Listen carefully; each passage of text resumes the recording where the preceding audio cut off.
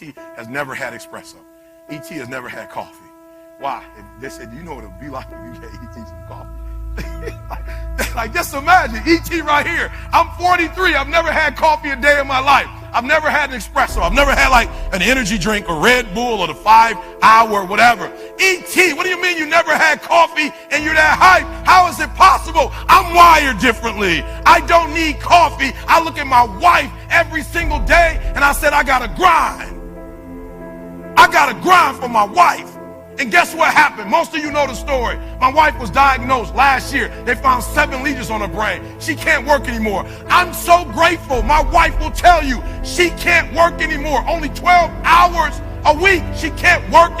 She doesn't have the energy. She says, I'm so grateful. My girlfriend has the same disease and she has to work 40 hours. Why? Because her husband ain't beast mode.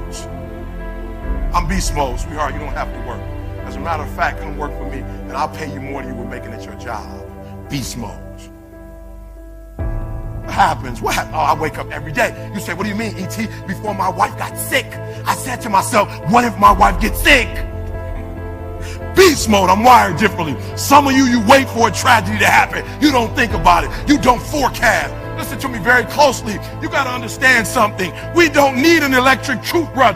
Somebody forecast it. We don't need a razor like this for African American men. Somebody forecast it. And the difference between beast and average people is that average people live from check to check. Average people don't think about their future. They're consumed with the present.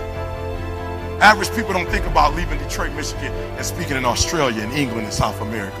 Average people think about speaking in their local neighborhoods. Beast mode. Beast mode. My son was born. I was like, he's going to go to college. And when he goes to college, guess what? I don't want him to have to take out a loan.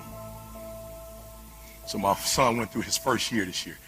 Called it freshman year. I paid for it in cash. And there was 2 classes he had to take over because he didn't score high enough. I said, don't let it happen again, but I paid for it in cash. Beast mode. Gave my son an opportunity that most kids from where I come from, they never get to go to college, not because they're smart enough, their parents don't have the money. My son made an error, and I was able to pay for the error, pretend like it didn't happen, take the class one more time, this time you better be beast mode.